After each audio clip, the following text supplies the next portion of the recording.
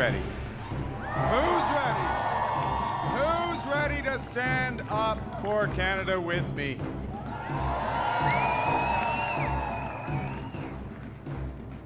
And who's ready? Who's ready to build Canada strong? Anybody from anywhere could achieve anything. And through hard work, you could get a great life.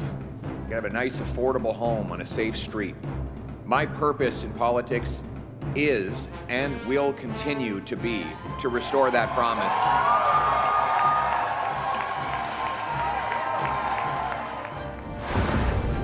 I'll be stepping down as party leader as soon as an interim leader can be appointed.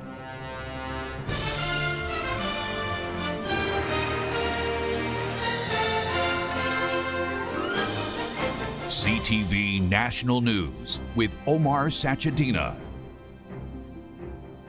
Good morning and thanks for joining us on this dramatic election night after the shortest campaign period possible and one taking place under the shadow of a trade war with the United States. Voters have elected to keep the Liberal Party in power under the leadership of Mark Carney. Let's take a look at the party standings right now and how the vote broke down. The Liberals taking 167 seats, putting the party in minority government territory. The Conservatives taking 145 seats, with the NDP taking 7. And in case you're wondering at exactly what that seat change looks like, here's a board showing that. This is what the potential seat change is looking. The Liberals there picking up 9 seats and the Conservatives picking up 25. The Bloc losing 11. The NDP's Jagmeet Singh losing 17 seats, and the Greens losing 1 seat, losing that seat in Kitchener. We have a team of reporters who have been stationed all night at the headquarters of all the party leaders, watching the results coming in. And let's begin with Michael Couture, who is at the Liberal Party headquarters. And Mike, quite a sense of jubilation and celebration where you are. Yeah, Omar, especially when you consider where this party was 6 months ago. And that really is what we are hearing from a number of Liberals in this arena right now. They have been talking to me and saying that, look, no one would have thought just a few months ago that they would be in this position. I was talking to David McGuinty, the public safety minister and MP for the Ottawa area, and he said that when we look at these results, this is something that they would have taken just a few months ago. And he said when you consider the two parties who are leading right now, the Conservatives and the Liberals, he says, you know what, when you put both of those platforms side by side, they're actually not that different. So he believes that they will be coming together. And that was the speech. That was the tone of the speech of Mark Carney, the Prime Minister, saying that he will be somebody that represents all Canadians and wants to move past the division that we have been seeing in this country. He's talked about wanting to build as much as he can, repeating that phrase, build, baby, build. Also saying he wants to make Canada a clean and conventional energy superpower. But beyond that, the message was really one of unity. Have a listen. And my message to every Canadian is this: no matter where you live, no matter what language you speak, no matter how you voted, I will always do my best to represent everyone who calls Canada home. So, Omar, this does continue as a party here, down with Webster, who does sing his campaign song, Time to Change, or Time to Win, I should say, will be performing in just a few minutes here. All right, Mike, thank you so much. We are going now to Abigail Beeman at the Conservative Party headquarters. And Abigail, not quite the result that the Conservatives wanted tonight.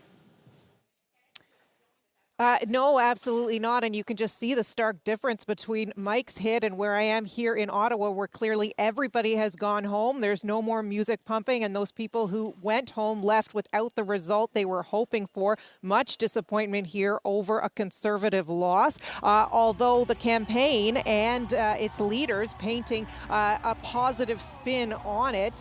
Pierre Poilievre's concession speech congratulated Mark Carney, but also referenced that his party, as he put it, didn't quite get over the finish line, citing the new Conservative seat wins and higher vote share, and saying that there's still much to celebrate. Have a listen to some of that speech. Denied the NDP and Liberals enough seats to form a coalition government, meaning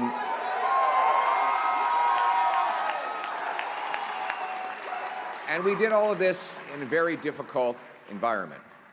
That said, we are cognizant of the fact that we didn't quite get over the finish line yet. So Poilievre is leaving the impression that he is not going anywhere. But all this was said, his concession speech was said, while his own seat still hangs in the balance. So at this late hour, we are still seeing Liberal Bruce Fanjoy have a lead over Poilievre in the riding of Carleton that he has held since 2004. So a big question mark still unresolved on election night here. Campaign sources, meanwhile, point to strong showings, a strong showing from the Conservatives in Ontario and in BC, saying, you know, in other circumstances, those numbers that the party pulled there would have meant a Conservative win, but saying that the NDP collapse is enormous, as one campaign source put it. And for more on that, I'll throw it over to Judy Trin with the NDP in BC. Abigail, there's no doubt that Jagmeet Singh lost his seat in Burnaby Central. He lost to a relative unknown, a Liberal candidate with no name recognition across the country. And under Jagmeet Singh in this election, the NDP also had their worst result ever in its history. They only secured 7 seats. Now, from the beginning, Jagmeet Singh has called himself a joyful warrior, but faced with this reality, he had no choice but to step down. Take a listen. Stepping down as party leader as soon as an interim leader can be appointed. Now, I could not have done this incredible job without, here's a point, give me a second to break down a bit.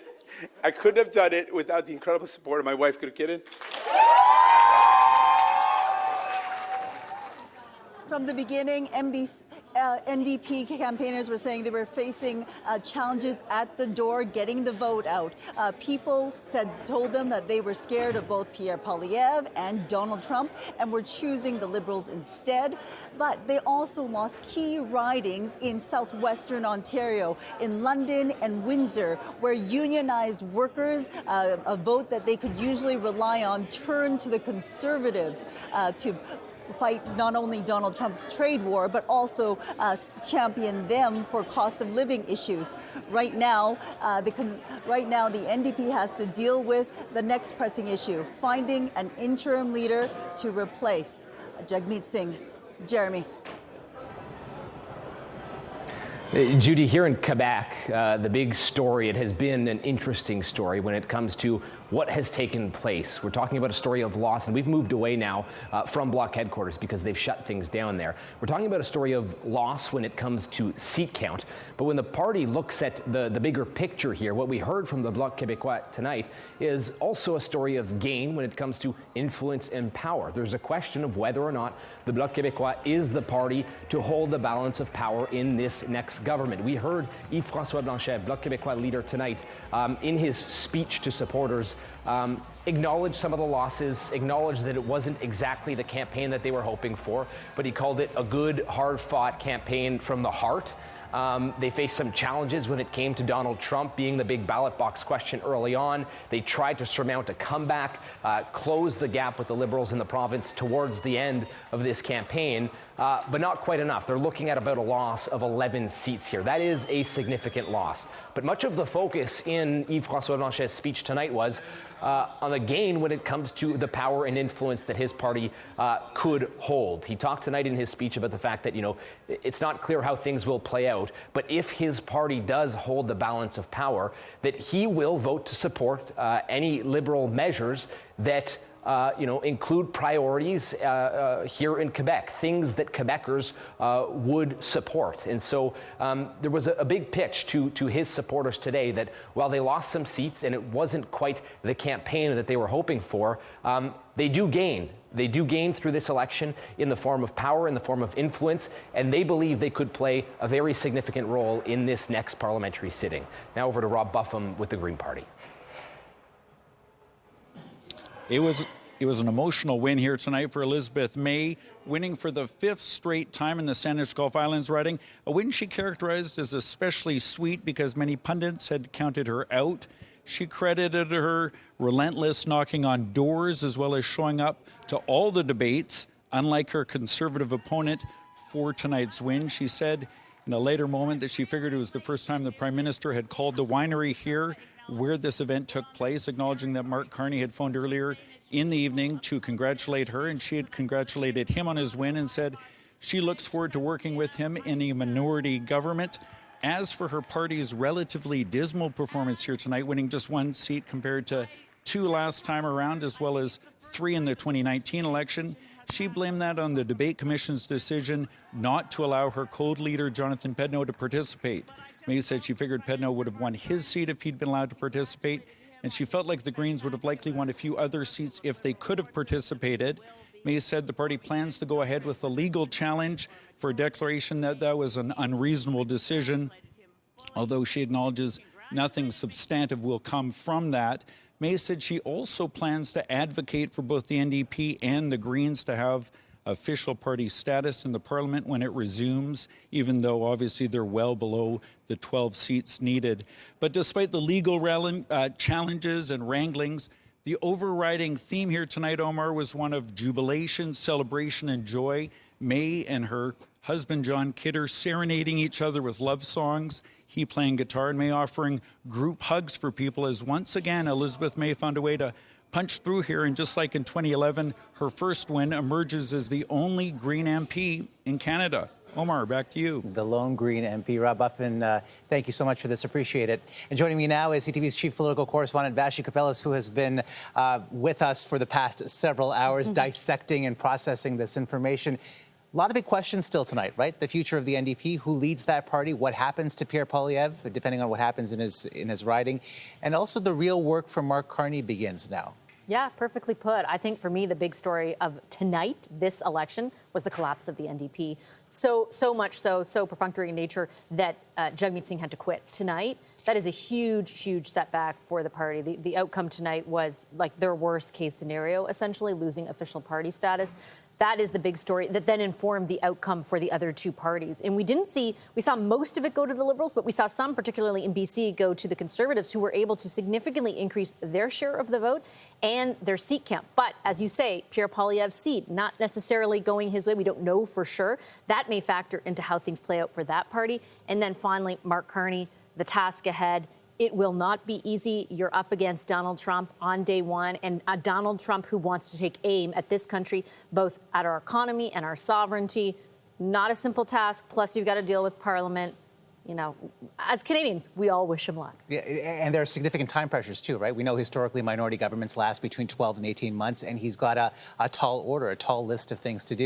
You're talking about the trade war, but you've also got issues internally within Canada. Cost of living, of course, being top of mind for a lot of Canadians. He does, but right now the size of the minority is very large, so he doesn't need a whole lot of dance partners. He just needs some, and on an issue-by-issue basis, that could be doable, at least for a certain amount of time, and particularly against the backdrop of that existential threat that we face. I think there will be a collective hesitance to send us right back, for example, to an election, given the importance of what's kind of at stake. And we heard that from all the leaders tonight. Some were, different in their styles than others, but ultimately everyone said Canada first, Canada strong. Everyone wants to get on the same page to fight Donald Trump. And I thought that was exemplified through all the leaders tonight. Hopefully that comes to fruition. I don't want to be a Pollyanna, but I do think we're in a time like none other. And if there ever was a time to see cooperation, even on an issue-by-issue basis, this is probably it. Yeah, an opportunity, perhaps. Canada's certainly at a crossroads, and we'll see what happens in the days and months to come. Vashi Kapelas, thank you so much. Appreciate it.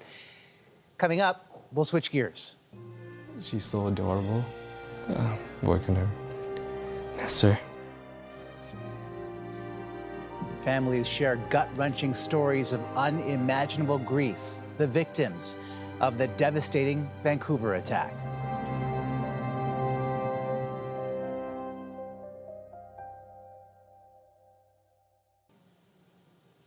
We are learning more about Saturday's horrific attack at a Filipino community festival in Vancouver that killed 11 people and injured at least 20 others. Among the victims, a family of 3, including a 5-year-old girl named Katie. BC Bureau Chief Andrew Johnson with more on those who lost their lives in this tragedy. On Saturday night, Richard Lee, his wife Lynn Wong, and their 5-year-old daughter Katie walked from their home to the nearby Lapu Lapu Festival. where they were killed when an SUV barreled through the crowd, leaving behind 16-year-old Andy, Lee's son from his first marriage, who stayed home to finish his homework. He's still trying to absorb the situation, and I don't think he has fully comprehend what have happened. The loss of 5-year-old Katie has hit the family especially hard. Just a very lively, cheerful person. There are times when she would just go to my parents' place and it'd be the life of the party. She's so adorable. Working her. Miss her. Richard's brother, Tone Lee, has started a GoFundMe to cover funeral costs and to help extended family care for and raise the teen. He is thanking first responders, doctors, and nurses who saved as many people as they could. Kira Salim, a New Westminster teacher, is also among the 11 people killed in the attack. Several more victims remain in hospital in critical condition. Everything was in chaos. It's like a war zone, and it's like, you know, I don't know, zombie apocalypse, bodies everywhere. 30-year-old Kaiji Adam Lowe has been charged with 8 counts of second-degree murder. He was grabbed by witnesses, including Antoine Vergara, before being taken into custody. He looked like he didn't have any remorse. He didn't look like he had any soul behind his eyes. He was completely cold. He didn't say much until someone hit him, and then he started saying sorry, sorry. Vancouver police searched this home believed to be Lowe's residence last night. He is a UBC graduate who police say has struggled with mental health. He lost his brother to murder last year. Alexander Lowe was found stabbed to death inside a Vancouver home in January 2024. Months later, Adam Lowe launched a GoFundMe asking for donations after his mother attempted suicide, he says over grief and financial hardship. Vancouver police say Lowe had contact with officers in a neighboring jurisdiction just one day before the festival attack. That contact was not criminal in nature, and it did not rise to the level where mental health intervention was required. Adam Lowe remains in police custody. He will appear again in court to face murder charges late next month. Andrew Johnson, CTV News, Vancouver. In other news, a sexual assault trial of 5 former World Junior hockey players began today in a London, Ontario courthouse. A jury heard detailed allegations against the players. The first witness took the stand to confirm a timeline of events, and surveillance video was shown. The case relates to an alleged assault that took place at a London hotel in 2018. There is word that Donald Trump is set to soften the impact of his auto tariffs. The White House indicating that on Tuesday, Trump will reduce some of the levies on foreign parts in domestic-made cars, and that he will stop tariffs on cars made outside the U.S. from stacking on top of other tariffs. It comes after a contingent of U.S. automakers visited the White House last week, asking Trump to not impose 25% tariffs on imported auto parts. Well, we now know when the ritual to elect the next leader of the Catholic Church will begin. 135 cardinals under the age of 80 will meet in the Sistine Chapel on May 7th for what's known as the Papal Conclave. They will vote on a successor for Pope Francis, and the candidate with at least 2/3 support will become the next pontiff. Francis, who led the church for 12 years, was laid to rest on Saturday. Still ahead, we dissect tonight's election results and find out what's led to tonight's Liberal victory.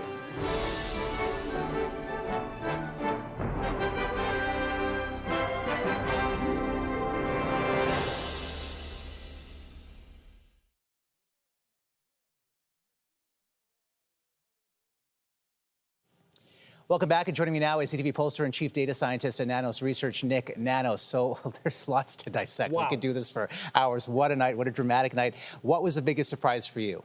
You know, the biggest surprise for me was actually the New Democrat, the complete collapse of the New Democrats. We knew that there was going to be a close race. And you know what? Pierre Poilievre did hit record levels for conservative support. And Mark Carney led, why don't we just say, he brought the Liberals back from their deathbed in December. Yeah, you talk about this popular vote share. I mean, the Conservatives did get north of 40%. I mean, this is significant. In any other context, this would be majority territory, but not in this context, not in this climate. Absolutely, because, you know, the thing is, all the other parties got crushed. The Bloc got crushed. The New Democrats got crushed. And, you know, we didn't talk about the People's Party. Last election, they had 5%. This year, 1%.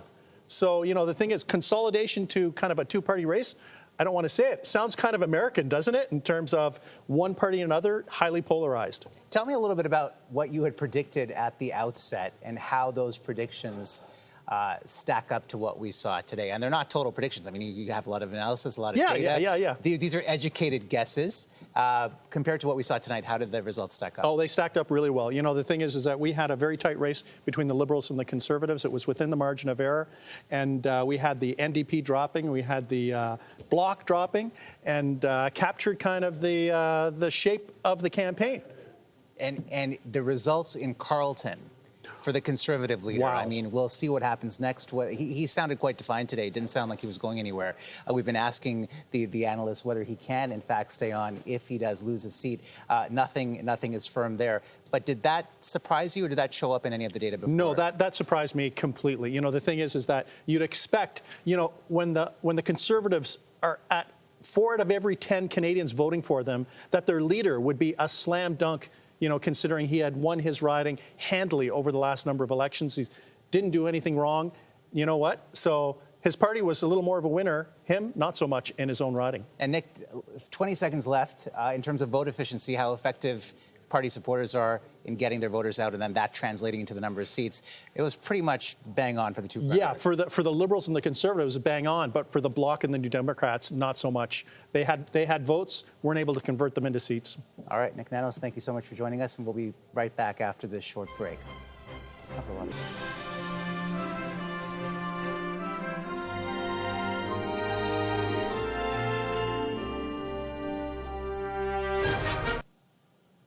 Well, the ballots have been cast, the decisions made, the victory and concession speeches made as well. And now Canada is set to chart a new course into the future, helmed by a new government. All of it thanks to you exercising one of the most powerful actions a person can take, one of the key elements that makes a democracy work, casting your vote.